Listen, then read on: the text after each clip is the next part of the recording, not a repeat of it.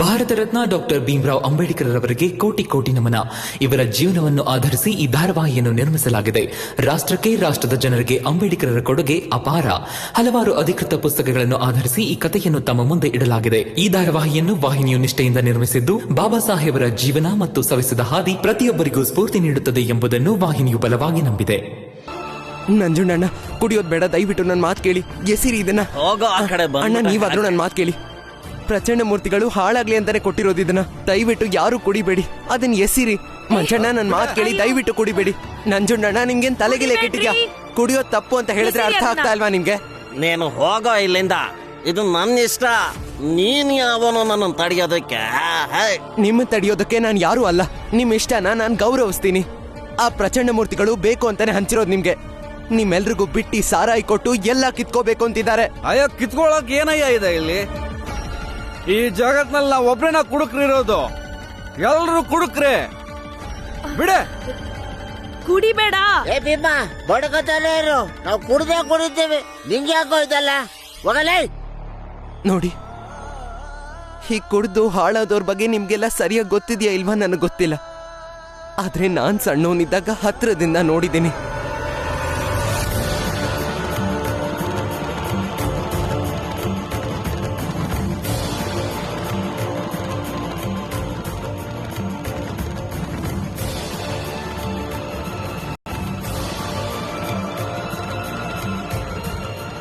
ಜೀವನ ಬೀದಿಗೆ ಬಂದ್ಬಿಡುತ್ತೆ, ಹೆಣಗಳು ಬೀಳುತ್ತವೆ. ಏ ರಮ, ಕೇಳಿಸ್ಕೊಲ್ಲ. ನಿನ್ ಗಂಡನ್ನ ಒಳಗ್ ಕರ್ಕೊಂಡೋಗೋ. ಕೊಡಿಯೋ ಹೊತ್ತಲ್ಲಿ ನಿನ್ ಗಂಡನ ಭಾಷಣ ಕೇಳಕ್ಕಾಗಲ್ಲ ನಮ್ ಕೈಲೇ. ನೀವ್ ನಡೀರಿ ಒಳಗೆ. ಅವ್ರ ಮಾತು ಕೇಳ್ಕೊಂಡು ನೀನ್ ಬಂದ್ಯಾರಮ್ಮ. ಏನ್ ಕುಡಿತಿದಾರ ಗೊತ್ತಾ ನಿಂಗೆ? ಸಾರಾಯಿ ಅದು. ಆ ಪ್ರಚಂಡ ಮೂರ್ತಿಗಳು ಬಿಟ್ಟಿ ಕೊಟ್ಟಿದ್ದಾರೆ. ಇವ್ರು ಇಡೀ ದಿನ ಕುಡ್ದು ಹಾಳಾಗ್ತಾರಷ್ಟೇ. ಇವ್ರಿಗೆ ಏನ್ ಮಾಡ್ತಾ ಇದಾರೆ ಅಂತ ಇವ್ರಿಗೆ ಗೊತ್ತಾಗ್ತಿಲ್ಲ ರಮ್ಮ. ನೀವ್ ಮಾತಾಡ್ಬೇಡಿ, ಒಳಗ್ ಬನ್ನಿ. ಇವರೆಲ್ಲ ನಮ್ಮವರು. ನಾವ್ ಇವ್ರಿಗೆ ಹೇಳ್ದೆ ಇನ್ ಯಾರು ಹೇಳ್ತಾರೆ ಹೇಳು? ರಮ್ಮ, ನನ್ ಮಾತ್ ನಿನಗೆ ಯಾಕೆ ಅರ್ಥ ಆಗ್ತಾ ಇಲ್ಲ? ಪ್ರಚಂಡ ಮೂರ್ತಿಗಳು ಬಿಟ್ಟಿ ಸಾರಾಯಿ ಕೊಟ್ಟು ಹಾಳು ಮಾಡ್ತಿದಾರೆ ಇವ್ರನ್ನೆಲ್ಲ. ಹೋಗ್ಲಿ ಬಿಡಿ, ಅವ್ರ ಇಷ್ಟ ಬಂದಂಗ ಅವ್ರು ಮಾಡ್ಕೊಳ್ಳಿ ಬಿಡಿ. ಅದ್ ಹೇಗ್ ಸುಮ್ನಿರ್ಲಿ? ಪ್ರಚಂಡ ಮೂರ್ತಿಗಳು ನನ್ನ ಹತ್ರ ಏನಂತ ಹೇಳಿದ್ರು ಗೊತ್ತಾ? ನೀನ್ ನಿನ್ನ ಜಾತಿಯವ್ರನ್ನ ಮೇಲೆತ್ಬೇಕು ಅಂತ ಜೀವನ ಪೂರ್ತಿ ಒದ್ದಾಡ್ತಾ ಇರು. ನಾನ್ ನಿಮ್ಮವ್ರನ್ನ ಇದ್ದಂಗೆ ಇರೋ ತರ ನೋಡ್ಕೋತೀನಿ. ಅದೇ ನಮ್ಮಿಬ್ರ ಮಧ್ಯೆ ಇರೋ ಹೋರಾಟ ಅಂತ. ಇದನ್ನೇ ನಾನ್ ನಿಮ್ಮೆಲ್ರಿಗೂ ಆಗ್ಲಿಂದ ಅರ್ಥ ಮಾಡ್ಸಕ್ ಪ್ರಯತ್ನ ಪಡ್ತಿರೋದು. ಅದ್ ನಿನಗೂ ಗೊತ್ತಾಗ್ತಿಲ್ಲ, ಅವ್ರಿಗೂ ಗೊತ್ತಾಗ್ತಿಲ್ಲ. ನೀವು ಮೊದ್ಲು ಶಾಂತವಾಗಿ ಕೂತ್ಕೊಳ್ಳಿ. ನೀವು ಪ್ರತಿಯೊಂದಕ್ಕೂ ತಲೆ ಕೆಡಿಸ್ಕೊಳ್ಳೋ ಅವಶ್ಯಕತೆ ಇಲ್ಲ. ಅತ್ತೆ, ನೀವಾದ್ರೂ ಹೇಳಿ ಇವ್ರಿಗೆ. ಭೀಮಾ, ರಮ ಸರಿಯಾಗಿ ಹೇಳ್ತಿದ್ದಾಳೆ. ಈ ಜನರಿಗೆ ನಿನ್ ಮಾತು ಸದ್ಯಕ್ಕಂತೂ ಅರ್ಥ ಆಗೋದಿಲ್ಲ. ಸ್ವಲ್ಪ ಹೊತ್ತಾದ್ಮೇಲೆ ಅವ್ರಿಗೆ ಅರ್ಥ ಮಾಡ್ಸೋಕೆ ಪ್ರಯತ್ನ ಪಡು. ಆಗ ಅವ್ರಿಗೆ ಅರ್ಥ ಆಗ್ಬೋದು. ಸ್ವಲ್ಪ ಸಮಾಧಾನ ಮಾಡ್ಕೊ ಪುಟ, ಸಮಾಧಾನ ಮಾಡ್ಕೊ. ರಮ, ಹೋಗು, ಭೀಮನ್ಗೆ ತಿನ್ನೋಕೇನಾದ್ರೂ ಕೊಡು. ಅತ್ತೆ, ನಾನ್ ಹೇಳ್ತಿರೋದು. ಭೀಮಾ, ಅತ್ತೇನ ಕೇಳಲ್ವಾ ನೀನು? ಹೇಗಿದ್ದೀರಾ ಅತ್ತೆ? ನಿಮ್ ನೋವು ಹೇಗಿದೆ ಅಂತ?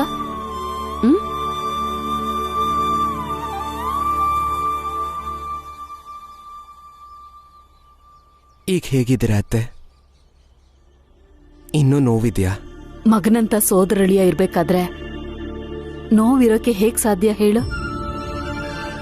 ತುಂಬಾ ಪುಣ್ಯ ಮಾಡಿದ್ದೀನಿ ನಾನು ನಿನ್ನಂತ ಸೋದರಳಿಯನ್ನ ಪಡೆಯೋದಕ್ಕೆ.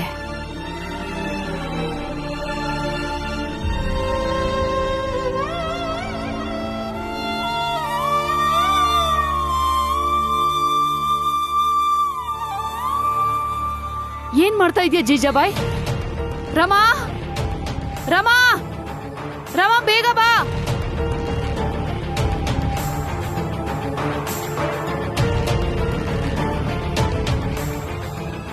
ರಮಾ, ಏನ್ ಮಾಡ್ತಿದ್ದೀರಾ? ನಮ್ಮನೆ ಸಾಮಾನಿದು. ಮುಚ್ಚು ಬಾಯ್. ನೋಡು, ನೀನ್ ಕುಲ್ಗೆಟ್ಟಿರೋ ಕಂತ್ರಿ ಬುದ್ಧಿ ಹುಡುಕ್ತಿದ್ದೀನಿ. ಇಷ್ಟೊಂದು ದುಡ್ಡು ಎಲ್ಲಿಂದ ಬಂತು ನಿಂಗೆ? ರಮಾ, ಹೇಳು ಅವಳಿಗೆ, ಪಕ್ಕದ ಮನೆಯವ್ರನ್ನ ಏನು ಕೇಳೋ ಹಕ್ಕು ನಿನ್ಗಿಲ್ಲ ಅಂತ. ನನ್ನ ಹತ್ರ ಸ್ವಲ್ಪ ದುಡ್ಡಿದೆ, ದಯವಿಟ್ಟು ಸ್ವೀಕರಿಸಿ. ನಿಮಗೆ ಸಹಾಯ ಆದರೆ ಬಹಳ ಸಂತೋಷ. ನನಗೆ ನಮ್ಮ ಶ್ರದ್ಧೆ ಮತ್ತು ಪ್ರೀತಿಯ ಸಂಕೇತ ಅಂತ ಭಾವಿಸಿಟ್ಕೊಳ್ಳಿ. ಇದನ್ನ ನಾನು ಹೇಳಿದ್ರೆ ಅತ್ತೆ ಖಂಡಿತ ನಂಬಲ್ಲ. ಹೇಳಿದ್ರು ಏನೂ ಪ್ರಯೋಜನ ಇಲ್ಲ. ನಿನ್ನನ್ನೇ ಕೇಳ್ತಿರೋದು. ನಿಂತು ಹೋಯ್ತಾ ಮಾತು? ಎಲ್ಲಿಂದ ಬಂತು ದುಡ್ಡು? ಹೇಗೋ ಬಂತು.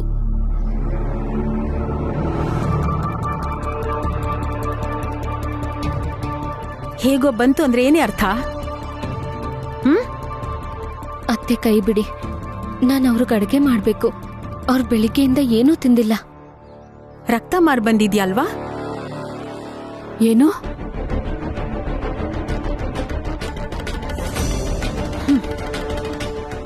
ಗೊತ್ತಿತ್ತು ನಂಗೆ.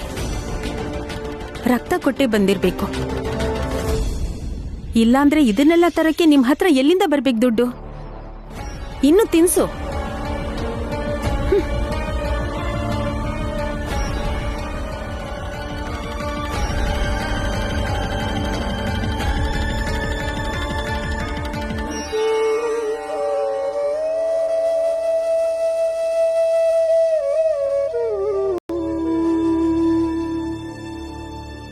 ಲಕ್ಷ್ಮಿ,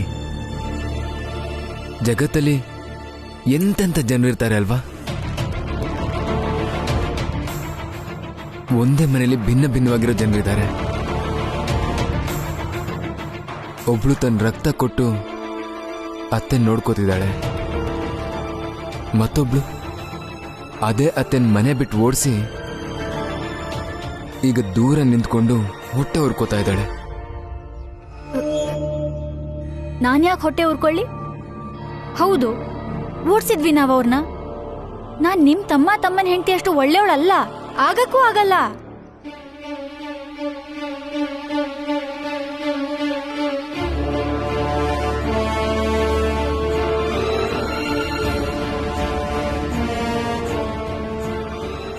ನನ್ನ ಸಂಬಳ ಏನ್ ನೋಡ್ತಾ ಇದೀಯ ನೀನು? ಖುಷಿ ಪಡು. ನಿನ್ ಗಂಡನ ಸಂಬಳ ಇದು. ಹೇಗೂ ನಿನ್ ಗಂಡನ ಮನೆಯವ್ರ ಮೇಲೆ ಸ್ವಲ್ಪನೂ ಕಾಳಜಿ ಇಲ್ಲ ಅಲ್ವಾ? ಆದ್ರೆ ನಿನಗೆ ಗಂಡನ ದುಡ್ಡು ಮಾತ್ರ ಬೇಕು. ಕೊಟ್ಟಿದ್ದೀನಲ್ಲ.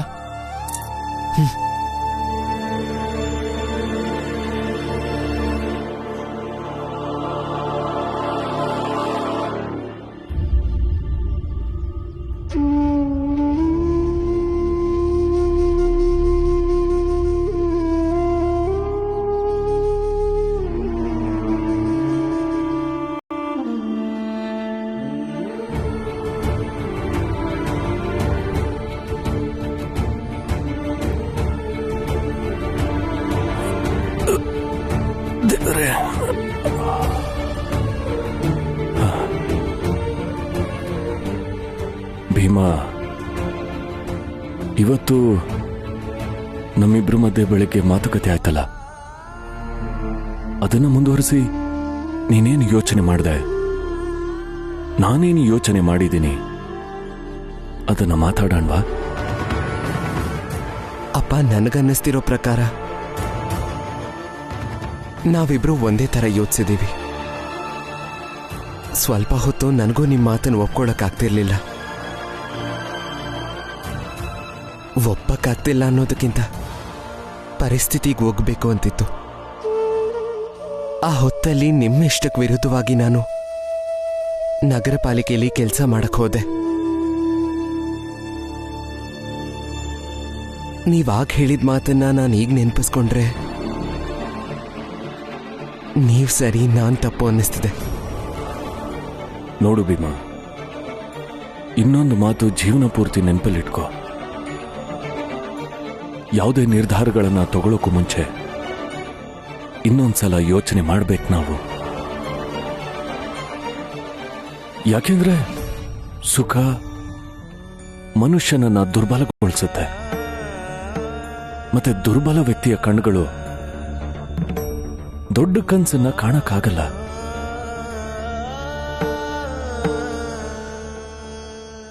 ಇದನ್ ಯಾವತ್ತೂ ಮರೆಯಲ್ಲಪ್ಪ.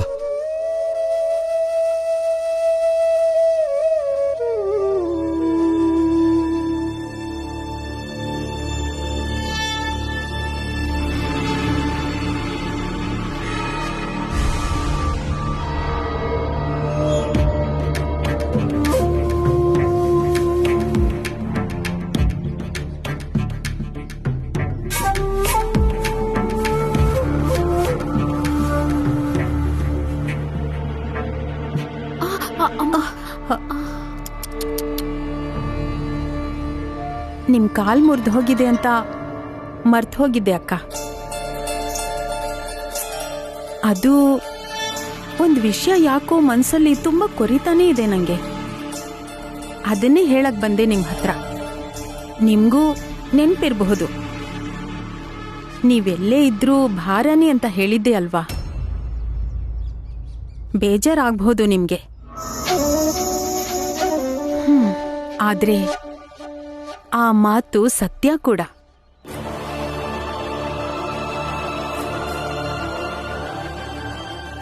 ಇವತ್ತು ರಮಾ ಮತ್ತೆ ರಕ್ತ ಮಾರ್ಕೊಳ್ಳೋ ತರ ಆಗಿದೆ. ಯಾಕೆಂದ್ರೆ ನಿಮ್ಗೆ ಡಾಕ್ಟರ್ ಹೇಳ್ದಂಗೆ ಆರೈಕೆ ಮಾಡ್ಬೇಕಿದೆ. ಆದ್ರೆ ರಮಾ ಹಿಂದೊಂದ್ಸಲ ರಕ್ತ ಕೊಡಲ್ಲ ಅಂತ ಮಾತು ಕೊಟ್ಟಿದ್ಲು ಅಂತ ಕೇಳಿದ್ದೆ. ಆದ್ರೆ ಪಾಪ ರಮಾ ರಕ್ತ ಕೊಡೋ ತರ ಆಯ್ತೀಗ. ಅದು ನಿಮ್ಗೋಸ್ಕರ. ನಿಮ್ಮ ಅವಶ್ಯಕತೆಗಳನ್ನ ಪೂರೈಸ್ಬೇಕಲ್ವಾ?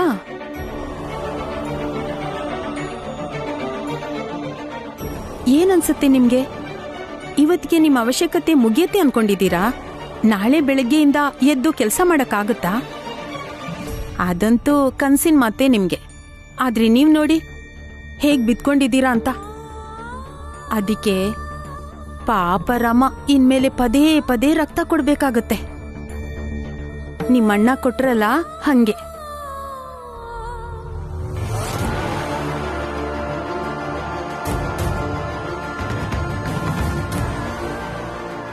ಸರ್ಕಸ್ನಲ್ಲಿ ಕೆಲಸ ಮಾಡಕ್ ಹೋಗಿದ್ರು. ಚಾಟಿಲಿ ಏಟ್ ಮಾಡ್ಕೊಂಡ್ ಬಂದ್ರು. ಇನ್ನು ಅದೇನೇನ್ ಮಾಡ್ಕೊಂಡ್ ಬಂದಿದಾರೋ. ಮತ್ತೆ ಈ ಮನೆಯವ್ರಿಗೋಸ್ಕರ, ಈ ಕುಂಟು ಅಕ್ಕನ್ಗೋಸ್ಕರನು. ಅದೇ ಥರ ರಮಾ ಮತ್ತು ಭೀಮಾ ಕೂಡ ನಿಮ್ಗೋಸ್ಕರ ಇದನ್ನೆಲ್ಲ ಮಾಡ್ಬೇಕಾಗಿದೆ ಈಗ.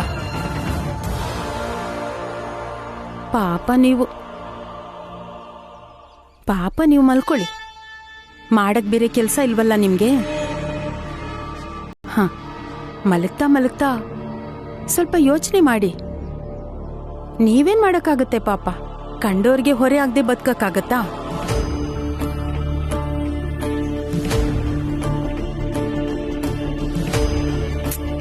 ಅಯ್ಯೋ ಹೌದಲ್ವಾ? ಕಂಡೋರ್ಗೆ ಬುದ್ಧಿಗಿದ್ದಿ ಹೇಳೋದ್ ಬಿಟ್ಟು, ತಿಳಿ ಹೇಳೋದ್ ಬಿಟ್ಟು ಬೇರೇನೂ ಬರಲ್ಲ. ಒಂದ್ ಕೆಲ್ಸ ಮಾಡಿ, ಭೀಮಾ ಮತ್ತೆ ರಮನ್ಗೆ ತಿಳಿ ಹೇಳಕ್ಕೆ ಪ್ರಯತ್ನ ಮಾಡಿ. ಆದ್ರೆ ನಿಮ್ಮನ್ನ ಈ ಸ್ಥಿತಿಲಿ ಇಟ್ಕೊಂಡು ನಿಮ್ ಮಾತ್ ಕೇಳಲ್ಲ ಅವರು. ಖಂಡಿತ ಕೇಳಲ್ಲ. ಎಷ್ಟೇ ಆಗ್ಲಿ ಪಾಪ ಅತ್ತೆ ನೀವು. ಆದ್ರೂ ಪಾಪ ರಮಾ ಮತ್ತೆ ಭೀಮಾ ಅವ್ರು ಬದುಕಿರೋ ತನಕ ನಿಮ್ಮನ್ನ ಸಾಕ್ಲೇಬೇಕು ಪಾಪ. ನೀವಿರೋ ತನಕ ಅವ್ರ ಸಂಸಾರ ನೋಡ್ಕೊಳಕ್ಕಾಗಲ್ಲ. ಅವರು ಕೂಡ ನಿಮ್ಮಣ್ಣನ ಥರ ನನ್ನ ಥರ ಇಡೀ ಜೀವನನ ನಿಮ್ ಸೇವೆ ಮಾಡ್ಕೊಂಡೇ ಕಳೆದ್ಬಿಡ್ತಾರೆ. ನಿಮ್ ಸೇವೆ ಮಾಡೋದ್ರಲ್ಲೇ ಅವ್ರ ಆಯುಸ್ ಮುಗ್ದೋಗತ್ತೆ. ಎಷ್ಟೇ ಆಗ್ಲಿ ಕಂಡೋರ್ಗೆ ಹೊರೆ ಆಗೋದು ನಿಮ್ಗೊಂದು ಚಟ ಆಗೋಗಿದೆ. ಮುಂಚೆ ನಿಮ್ಮ ಅಣ್ಣನ್ಗೆ, ಆಮೇಲೆ ನಂಗೆ, ಈಗ ನೋಡಿದ್ರೆ ನಿಮ್ಮ ಅಣ್ಣನ ಮಗ ಭೀಮಾ ಮತ್ತೆ ರಮನ್ ಮೇಲೆ. ಎಂತ ಅಸಹ್ಯ ಜೀವನ ನಿಮ್ದು.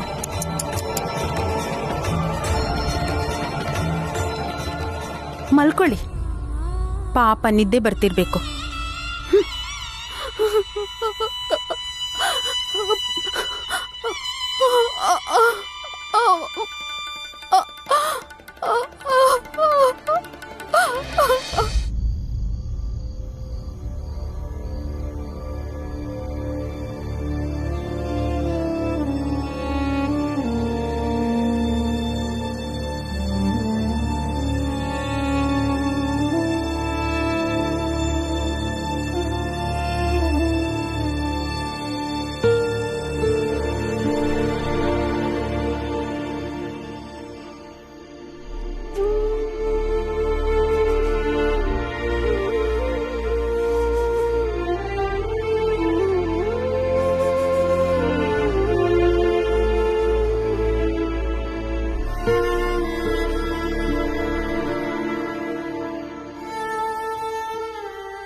ಪಾಪ ರಮ ರಕ್ತ ಕೊಡೋ ತರ ಆಯ್ತೀಗ.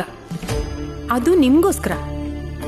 ನಿಮ್ಮ ಅವಶ್ಯಕತೆಗಳನ್ನ ಪೂರೈಸ್ಬೇಕಲ್ವಾ? ಅದೇ ಥರ ರಮಾ ಮತ್ತು ಭೀಮಾ ಕೂಡ ನಿಮ್ಗೋಸ್ಕರ ಇದನ್ನೆಲ್ಲ ಮಾಡಬೇಕಾಗಿದೆ ಈಗ. ಪಾಪ ನೀವು ಮಲ್ಕೊಳ್ಳಿ. ಮಾಡಕ್ ಬೇರೆ ಕೆಲಸ ಇಲ್ವಲ್ಲ ನಿಮ್ಗೆ? ನೀವೇನ್ ಮಾಡಕ್ಕಾಗತ್ತೆ ಪಾಪ? ಕಂಡೋರ್ಗೆ ಹೊರೆ ಆಗದೆ ಬದುಕಕ್ಕಾಗತ್ತಾ? ನಿಮ್ಮ ಅಣ್ಣನ ಥರ ನನ್ನ ಥರ ಇಡೀ ಜೀವನನ ನಿಮ್ ಸೇವೆ ಮಾಡ್ಕೊಂಡೇ ಕಳೆದ್ಬಿಡ್ತಾರೆ.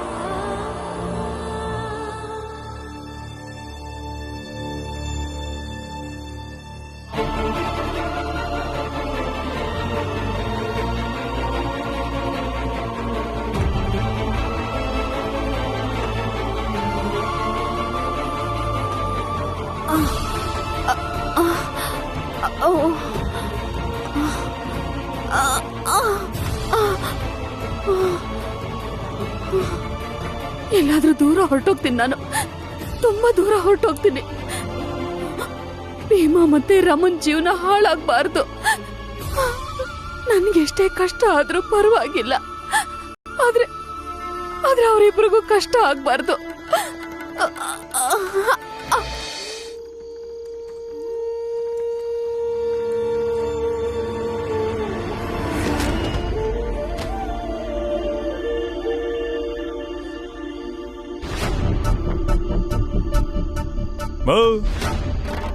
ಕುಡ್ಗಿಡ್ ಬಂದಿದ್ಯಾ? ಹೆಂಗೆ ಸಾಯ್ಬೇಕು ಅಂತಿದ್ರೆ ಅಲ್ಲೆಲ್ಲಾದ್ರೂ ಹೋಗಿ ಸಾಯಿ.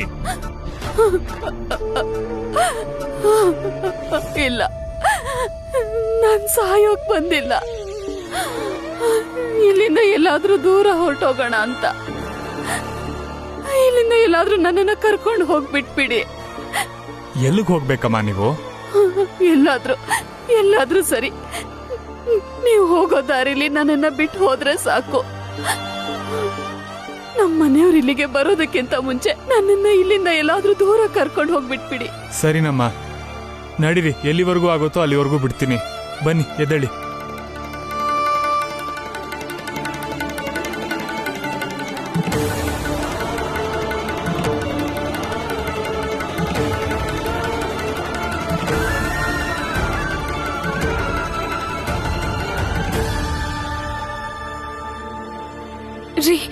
ರೀ ಎದ್ದೇಳಿ, ಅತ್ತೆ ಮನೇಲಿಲ್ಲ. ಏನು?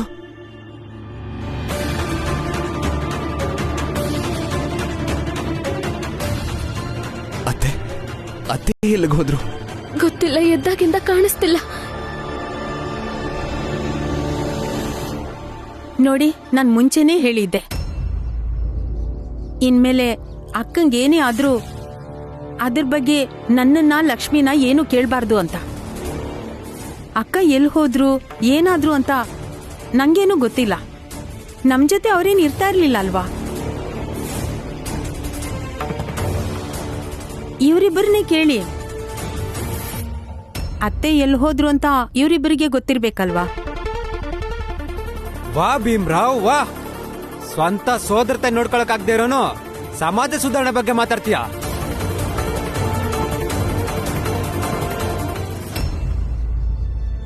ಭೀಮಾ, ಮೀರನ್ ಜೊತೆಗೇನಾದ್ರೂ ಮಾತುಕತೆ ಆಯ್ತಾ? ಇಲ್ಲ ಅಪ್ಪ. ರಾತ್ರಿ ನಾನೇ ಅವ್ರಿಗೆ ಔಷಧಿ ಕೊಟ್ಟಿದ್ದೆ. ಅದಾದ್ಮೇಲೆ ಅವ್ರು ಮಲ್ಕೊಂಡ್ರು. ಬೆಳಿಗ್ಗೆ ಎದ್ದು ನೋಡೋಷ್ಟ್ರಲ್ಲಿ ಅವ್ರು ಇರ್ಲಿಲ್ಲ.